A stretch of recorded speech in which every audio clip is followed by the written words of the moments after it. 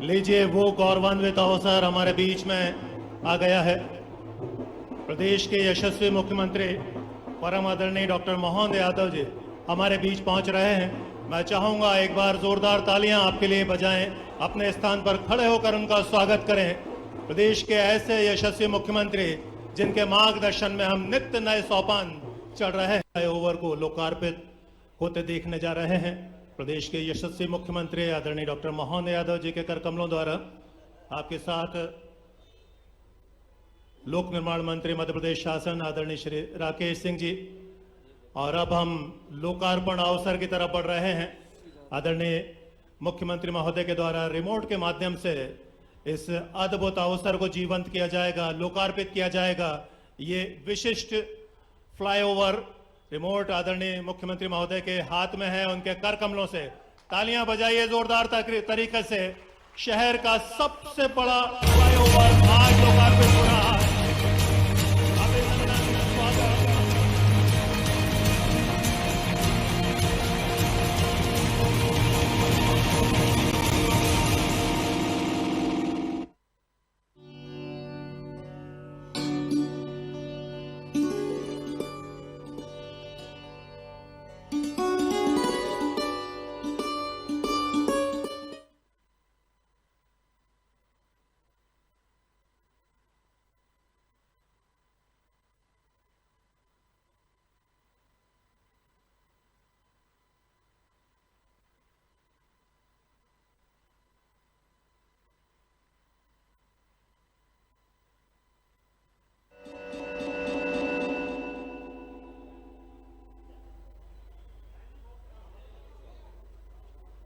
बहुत बहुत अभिनंदन, बहुत बहुत स्वागत।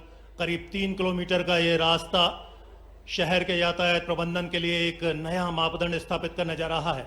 मैं सबसे पहले आदरणीय मुख्यमंत्री महोदय, हमारे आज के मुख्य अतिथि, हमारे मार्गदर्शक, आपके स्वागत के लिए हमारे मंत्री, लोक निर्माण मंत्री मध्य प्रदेश शासन आदरणीय श्री राकेश सिंह जी से आग्रह करूंगा हमारे मुख्यमंत्री महोदय का स्वागत करें, और आपकी तालियां बड़ी तादाद में मिलनी चाहिए।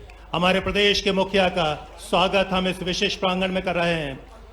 मैं आग्रह करूंगा रणजीत सिंह पाली साहब से, अध्यक्ष Madhya Pradesh chamber of law commerce से, आप भी आदरणीय मुख्यमंत्री महोदय का स्वागत करें। रणजीत सिंह पाली जी, आपके बाद में श्री योगेश साहू महाराणा प्रताप नगर व्यापारी महासंघ के जो अध्यक्ष हैं, उनसे गुजारिश करूंगा आप भी आए, हमारे मुख्य अतिथि महोदय प्रदेश के यशस्वी मुख्यमंत्री का स्वागत करें। आपकी तालियां थोड़ी बढ़नी चाहिए, हम स्वागत कर रहे हैं हमारे प्रदेश के मुखिया का। श्रीमान KPS राणा, प्रमुख अभियंता लोक निर्माण, आपसे भी आग्रह, आप भी स्वागत करें। हमारे मार्गदर्शक, हमारे प्रदेश के मुखिया यशस्वी मुख्यमंत्री डॉक्टर मोहन यादव का, श्रीमान KPS राणा। और अब मैं गुजारिश करूंगा श्री विनोद शुक्ला से, आप भी आए। KPS राणा साहब, BD शर्मा साहब, प्रदेश अध्यक्ष भारतीय जनता पार्टी, हमारे अग्रज, हमारे बड़े भाई। और अब मैं गुजारिश करूंगा श्री विनोद शुक्ला जी, MD निर्माण एजेंसी, आप भी स्वागत करें हमारे मुख्यमंत्री महोदय का।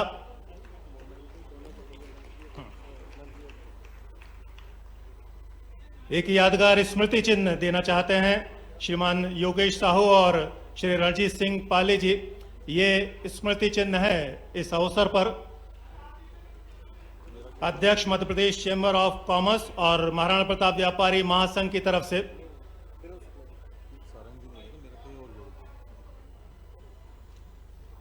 बहुत बहुत स्वागत, बहुत बहुत अभिनंदन। ये एक और स्मृति चिन्ह,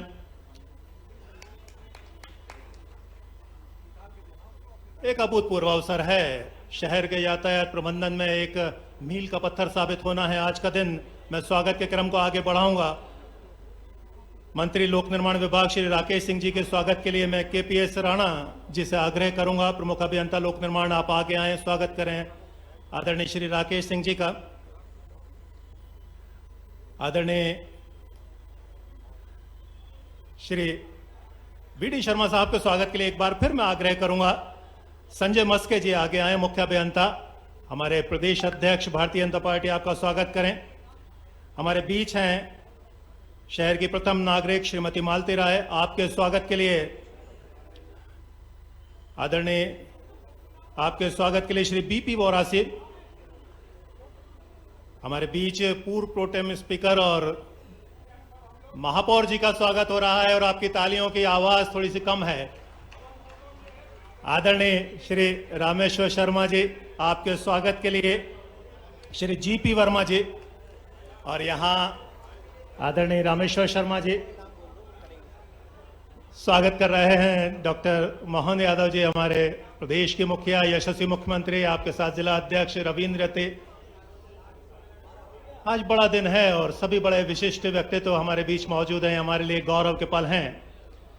श्री भगवान दास सबनानी जी के स्वागत के लिए मैं जावेद शकील जी को आमंत्रित करूंगा। जी, रामेश्वर शर्मा जी के स्वागत के लिए मैं पहले आग्रह कर चुका हूं और सबका स्वागत हो गया है। ये हमारे लिए अभूतपूर्व पल हैं और सबसे अच्छी बात, आदरणीय मुख्यमंत्री महोदय खुद हमें निर्देशित किया करते हैं। दिल बड़ा हो जाता है कि हम उस काबिल हैं। रामेश्वर शर्मा जी एक प्रखर वक्ता, और अपने समय में जब वो अपनी बात कहते हैं तो वो पल अद्भुत रहा करते हैं। भगवान दास सबनानी साहब, आपके स्वागत के लिए श्री आनंद सिंह रघुवंशी, रविंद्र रति जी, आपका भी अभिनंदन, स्वागत। एक बहुत अभूतपूर्व पल है ये मंच बहुत शोभायमान है। एक बार मैं आपसे कहूंगा, आखिरी पंक्ति पर बैठा हुआ आखिरी व्यक्ति एक बार दिल से तालियां बजाए इस अभूतपूर्व अवसर के लिए, हमारे शोभायमान मंच के लिए, जहां खुद प्रदेश के मुखिया मौजूद हैं, हमारे सभी बड़े दिग्गजों के साथ में। राहुल कोठारी जी के स्वागत के लिए मैं गुजारिश करूंगा श्रीमान संजय मस्के जी आगे आएं और स्वागत करें श्रीमान राहुल कोठारी जी का।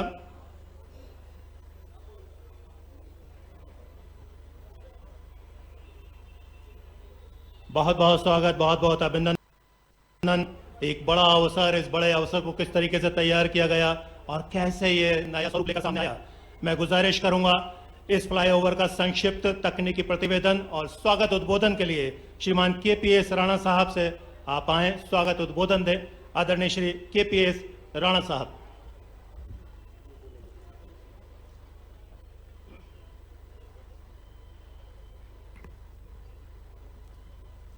आज के कार्यक्रम के मुख्य अतिथि महोदय एवं विकास के प्रेरणा स्रोत माननीय मुख्यमंत्री डॉक्टर मोहन यादव जी एवं लोक निर्माण से लोक कल्याण हेतु कृत संकल्पित विभाग के माननीय मंत्री श्री राकेश सिंह जी, जो कि विभाग में निरंतर नवाचार कर रहे हैं। मंच पर उपस्थित माननीय मंत्री माननीय वी डी शर्मा जी, अध्यक्ष बीजेपी, मंच पर उपस्थित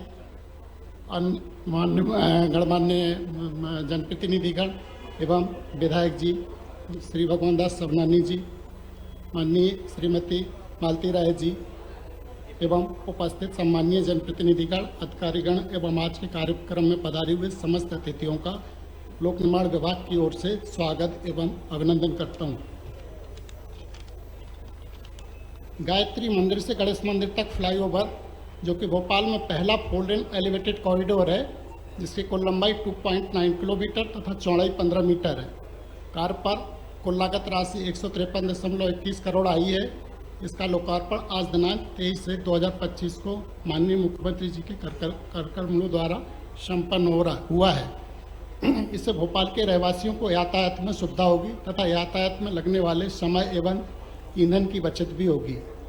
इस एलिवेटेड कॉरिडोर में 230 पोल्स पर पेंडेंट लाइट लगाई गई है, जिससे रात्रि के समय भी फ्लाईओवर के ऊपर पर्याप्त प्रकाश प्राप्त होगा।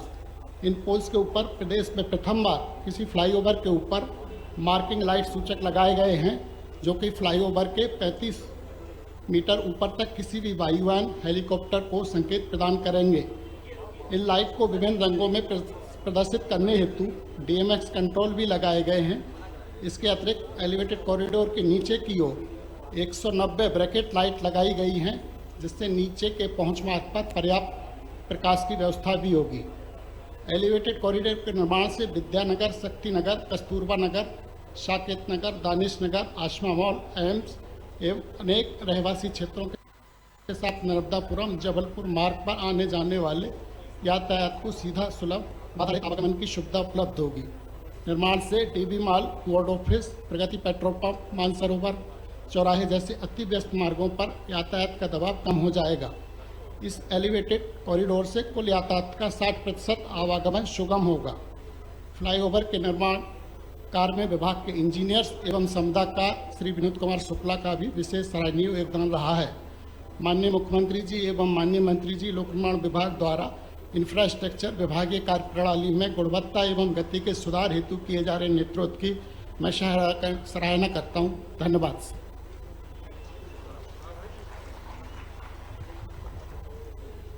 एक बात तो तय है कि ये फ्लाईओवर, ये ओवरब्रिज हम लोगों के जीवन में बड़ा बदलाव लाने वाला है।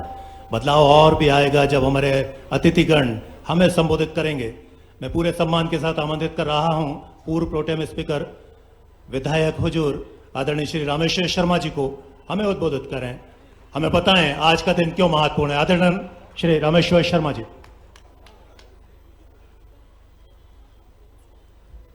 आज हम सबका परम सौभाग्य है और खासकर राजा भोज की नगरी भोपाल का, भोपाल को विकास जब जब भी मिला है तो भारतीय जनता पार्टी के द्वारा मिला है। और आज डॉक्टर मोहन यादव जी ने भोपाल का वो मार्ग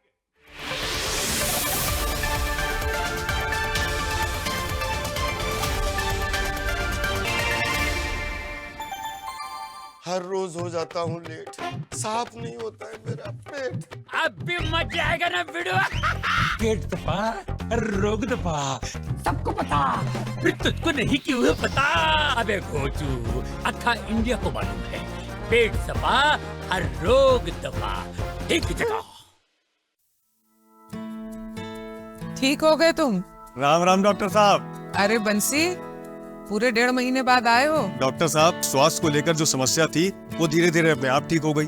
दूसरा जल जीवन मिशन के अंतर्गत मुझे भी रोजगार मिल गया। लीजिए मिठाई लाया हूँ। अरे वाह, अब यहाँ भी मरीजों की संख्या कम हो गई है। धीरे धीरे सभी के ठीक होने का कारण है योगी मोदी सरकार द्वारा लाया गया जल जीवन मिशन, जिसके तहत हमारे गाँव में हर घर को न केवल जल और नल मिला बल्कि क्लोरीन युक्त जल मिला। क्लोरीन युक्त जल मतलब? पहले मीलों दूर से लाए गए पानी में बैक्टीरिया और वायरस होता था, जिससे बीमारी फैलती थी। जल जीवन मिशन के तहत जो पानी की आपूर्ति हो रही है उसमें क्लोरीन भी मिला हुआ है, जिससे बैक्टीरिया और वायरस का सफाया हो जाता है। और विभाग द्वारा पानी को लैब में टेस्ट भी करवाया जाता है। हाँ डॉक्टर साहब, हमारे गांव में भी 5 महिलाएं फील्ड टेस्ट किट के माध्यम से पानी की जांच करती। सरकार के हमारे वरिष्ठ मंत्री जिन्होंने लोक निर्माण विभाग में तेज गति के साथ माननीय मुख्यमंत्री जी के नेतृत्व में काम प्रारंभ किया है, ऐसे आदरणीय राकेश सिंह जी, हमारे लोकप्रिय विधायक आदरणीय रामेश्वर शर्मा जी, हमारे विधायक आदरणीय भगवान दास सबनानी जी, यहाँ की हमारी महापौर श्रीमती मालती राय जी, जिले के सम्मानीय अध्यक्ष रविंद्र यति जी, राहुल कोठारी जी, मीडिया के प्रभारी भाई आशीष अग्रवाल जी, मुख्य सचिव आदरणीय नीरज मंडलोई जी, हमारे विभाग के मुख्य अभियंता और जो इस पुल का निर्माण कर रहे हैं, ऐसे हमारे विनोद जी जो लगातार ऐसे पता नहीं मध्य प्रदेश के अंदर कई पुलों का निर्माण उन्होंने किया है।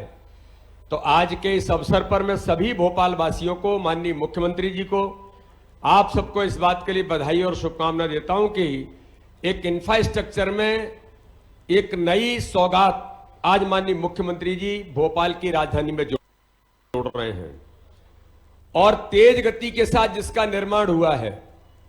और इस भूमिका में आज एक नहीं, मध्य प्रदेश के अंदर नए इंफ्रास्ट्रक्चर में आज गति देने का काम हमारे मुख्यमंत्री जी आदरणीय राकेश जी, हमारा पूरी सरकार इस काम में लगी है। इसलिए मैं माननीय मुख्यमंत्री जी को, आदरणीय राकेश सिंह जी को, पूरी उनकी टीम को और आप सभी लोगों को, जो हम सब लाभान्वित होने वाले हैं। व्यापारी वर्ग के लोग कह रहे थे कि सबसे ज्यादा लाभ हमें होने वाला है, तो आज उन लोगों ने भी मुख्यमंत्री जी का अभिनंदन किया है, क्योंकि ऐसे इंफ्रास्ट्रक्चर से समाज को जो लाभ मिलता है, आज ये पुल हम सबके लिए विकास की एक नई गति में अपनी भूमिका, पुल के माध्यम से भी जब चीजें ठीक से कन्वेंस ठीक होता है तो उसमें भी हमारी गति बढ़ती है। इसलिए मैं आज आप सबको बधाई शुभकामना देता हूं और माननीय मुख्यमंत्री जी को पुनः उनका बहुत हार्दिक अभिनंदन। जय हिंद, जय भारत। विकास को नई गति मिलेगी और बेहतर होगा हमारा यातायात प्रबंधन। आदरणीय वीडी शर्मा जी के लिए एक बार दिल से तालियां बजाइए। और इन तालियों को और बढ़ाइए। मैं चाहूंगा आखिरी कोने से बैठा हुआ व्यक्ति भी ताली बजाए, क्योंकि अब मैं हमारे मुख्य अतिथि, हमारे प्रदेश के मुखिया परम आदरणीय डॉक्टर मोहन यादव जी को आमंत्रित कर रहा हूं, उनके आशीर्वचनों के लिए, उनके मार्गदर्शन के लिए। दिल से तालियां बजाएं कृपया एक बार, ये प्रांगण गूंजना चाहिए।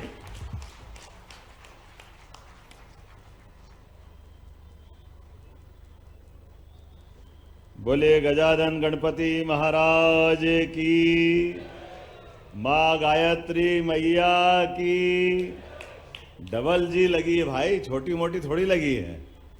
आज के इस कार्यक्रम में हमारे भोपाल के लिए तो वाकई एक अलग प्रकार का दिन है। जिस प्रकार का ये ब्रिज है, इसके बारे में बात मेरे पूर्व वक्ता हमारे यशस्वी प्रदेश अध्यक्ष श्रीमान विष्णुदत्त शर्मा जी, माननीय सांसद खजुराहो और हमारे माननीय मंत्री श्रीमान राकेश सिंह जी, हमारे लिए प्रोटेम स्पीकर रहे, और माननीय विधायक रामेश्वर शर्मा जी, माननीय विधायक भगवान दास सबनानी जी, माननीय महापौर श्रीमती मालती राय जी, माननीय भाजपा अध्यक्ष रविंद्र यति जी, मीडिया प्रभारी आशीष अग्रवाल जी, प्रदेश मंत्री राहुल कोठारी जी, इस अवसर पर समस्त अतिथिगण, मंचस्थ और आप सब जोरदार अभिनंदन कर दो पूरे मंच का एक बार दिल से।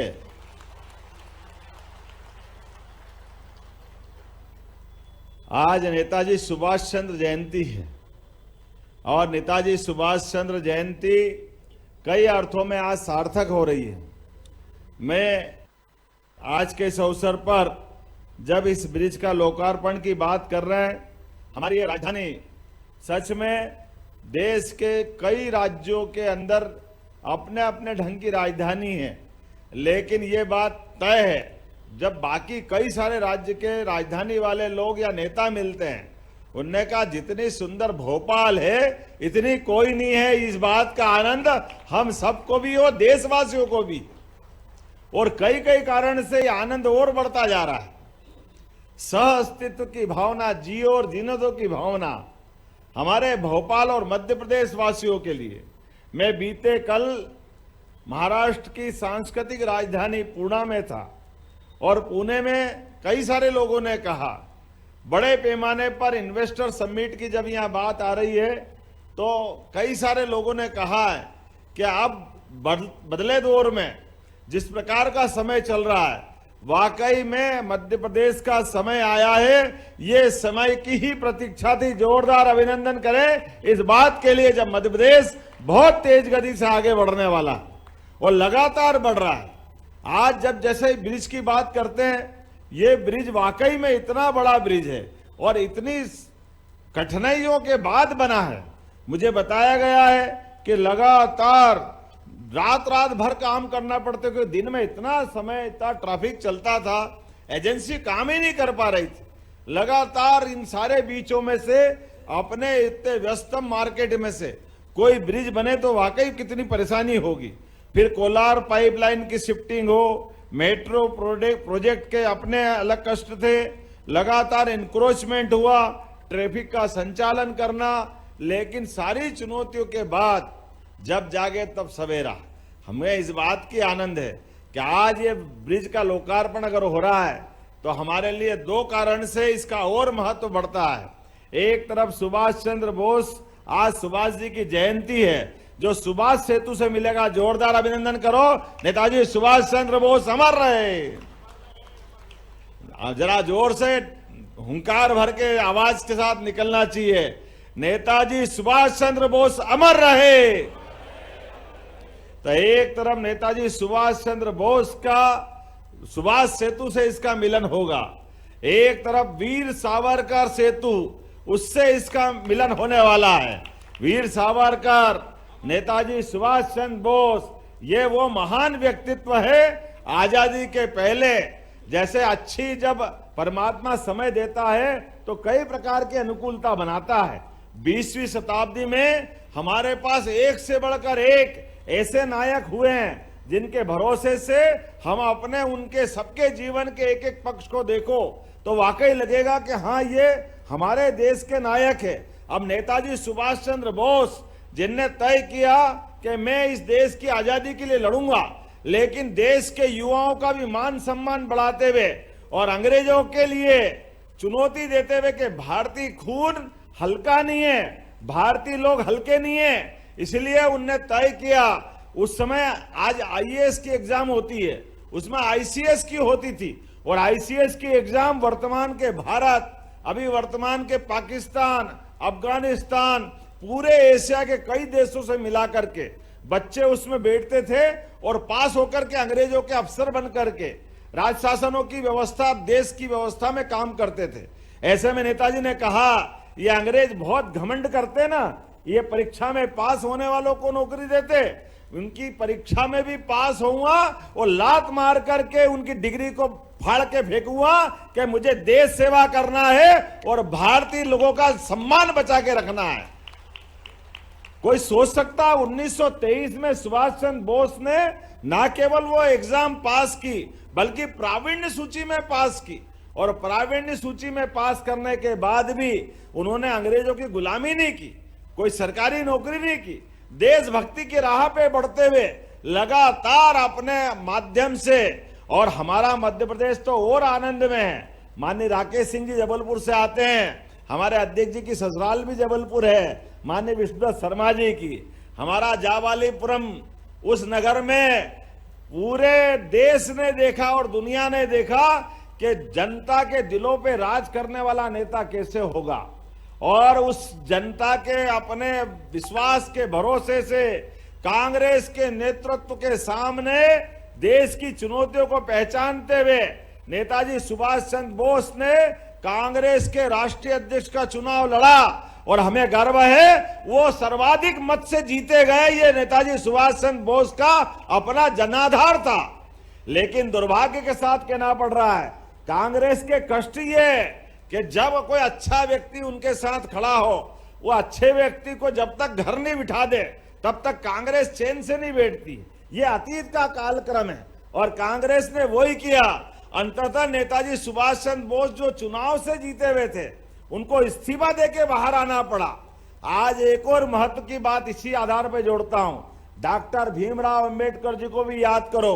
अंबेडकर जी भी उसी परंपरा के वाहक है जिनने अपने सभी के साथ, खास करके समूचे समाज के लिए समानता के अधिकार की लड़ाई प्रारंभ की, और नेताजी सुभाष चंद्र बोस ने अंग्रेजों के सामने से जिस प्रकार से लड़ाई प्रारंभ की, हमारे अंबेडकर जी ने अपने ढंग से लड़ाई प्रारंभ की। और जब देश की आजादी का मौका आया तो पाकिस्तान का भी विरोध किया अंबेडकर जी ने।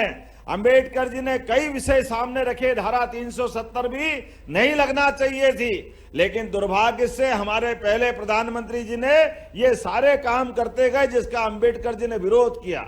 अंबेडकर जी ने संविधान बनाने में जो भूमिका अदा की, अंबेडकर जी की उस भूमिका को कौन भूल सकता है। लेकिन अंबेडकर जी के साथ भी अन्याय किया।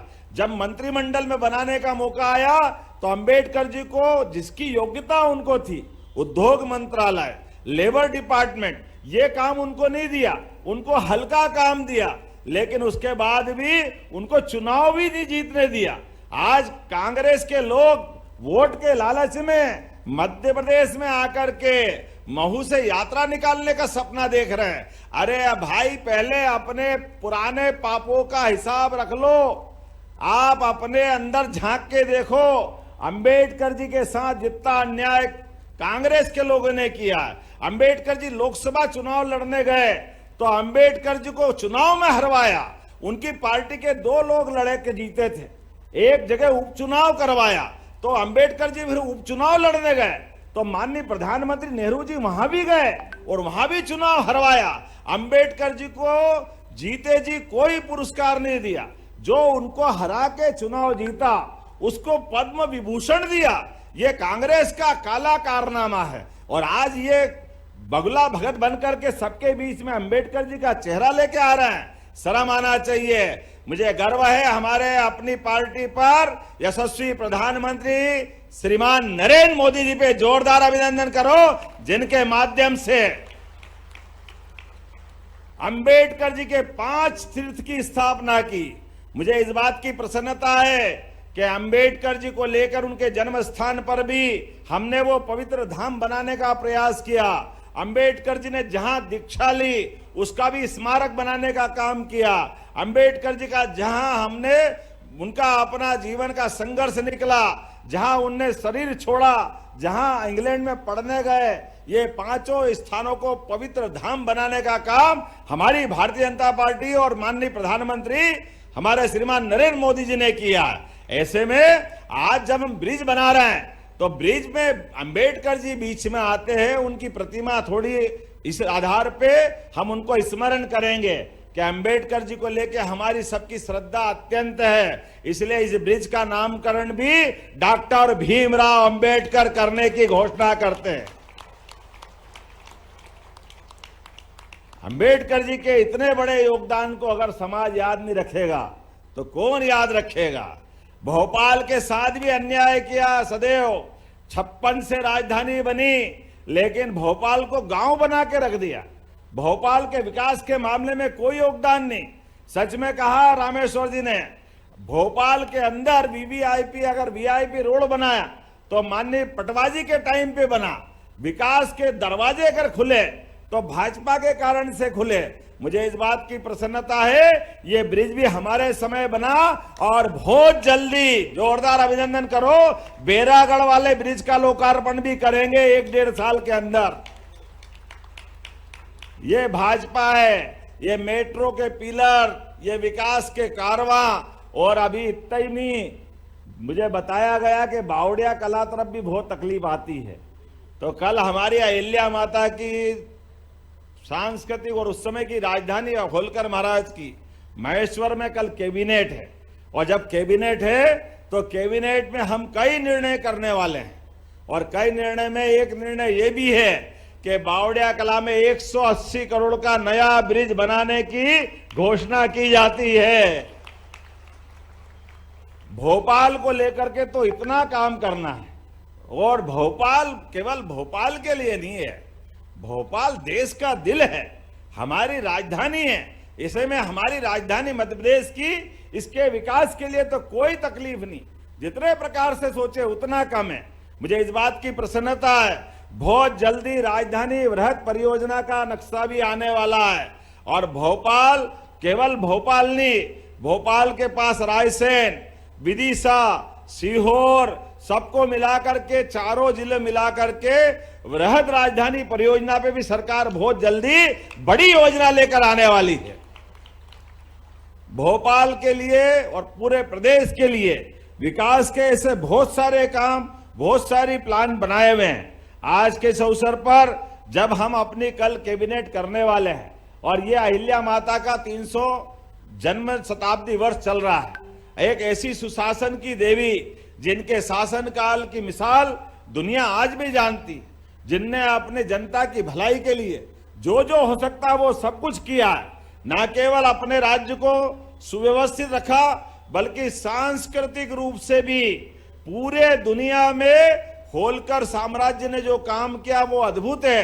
बाबा विश्वनाथ का धाम, बनारस जब जाते हैं, काशी जाते हैं तो जो मंदिर बनाया है बाबा विश्वनाथ का, वो अहिल्या माता ने बनाया है। बोलो विश्वनाथ महाराज की।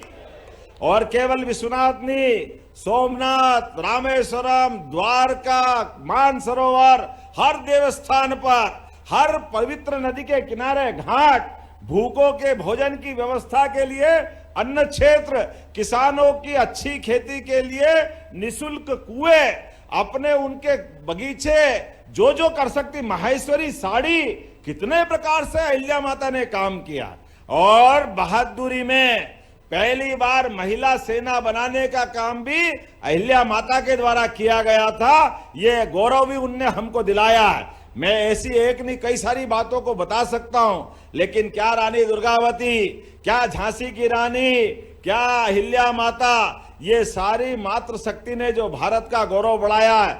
हमारी सरकारों को इनके किए कामों को समाज के सामने लाने की आवश्यकता है। इनके किए कामों का जनता के बीच जनजागरण करना आवश्यक है। इसलिए हमारा पूरा मंत्रिमंडल कल जाकर के अहिल्या माता के धाम महेश्वर में जाकर के हम वहां कैबिनेट करने वाले हैं। और कैबिनेट नहीं करेंगे।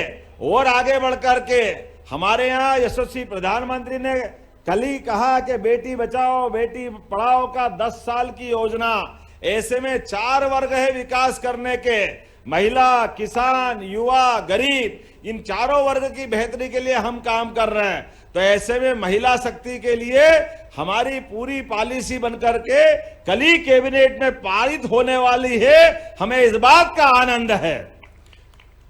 अहिल्या बहनों के नाम पे अगर ताली बजे तो दिल खोल के बजना चाहिए। बहनों की बेहतरी के लिए हमसे ज्यादा कौन काम कर रहा है।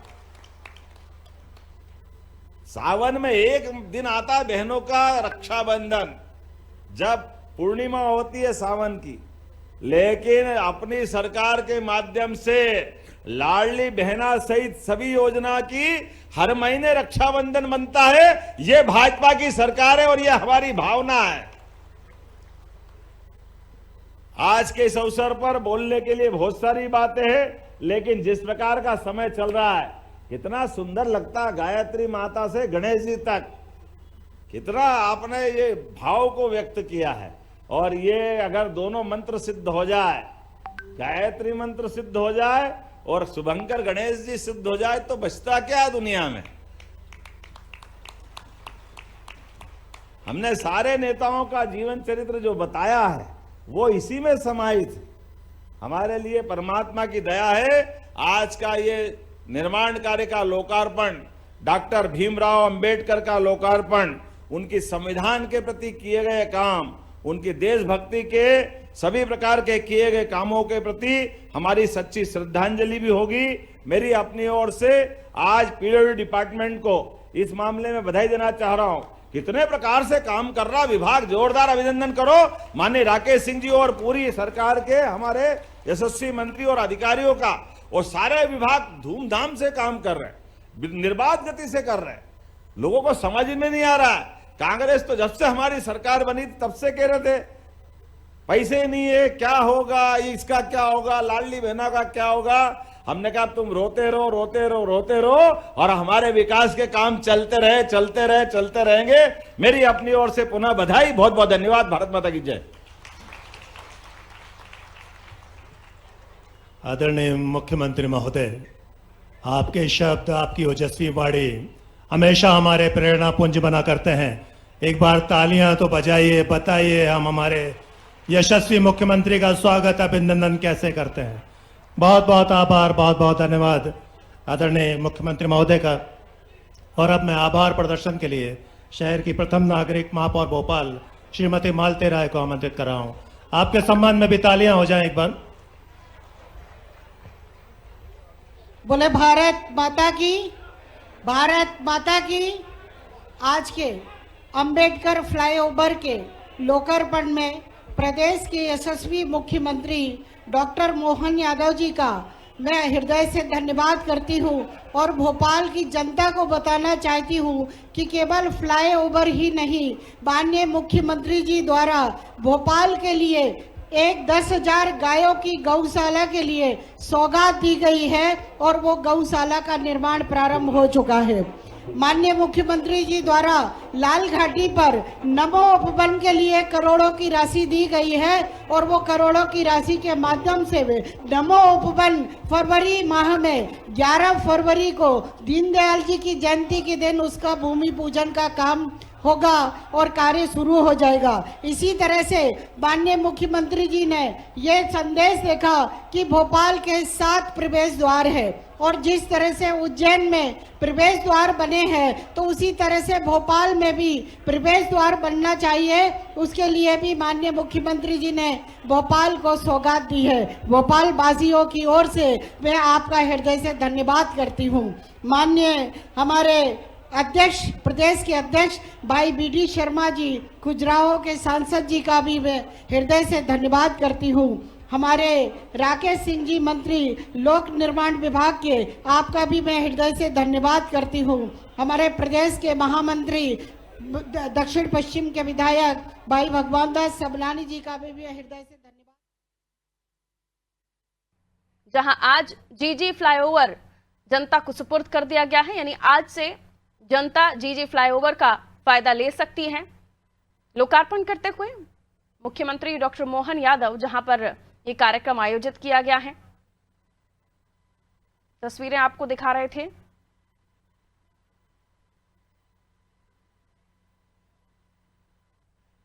जीजी फ्लाईओवर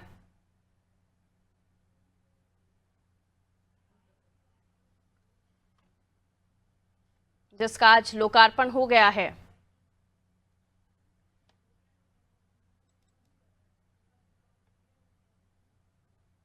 जनता को आज इस मोस्ट अवेटेड ब्रिज की सौगात मुख्यमंत्री ने दे दी है।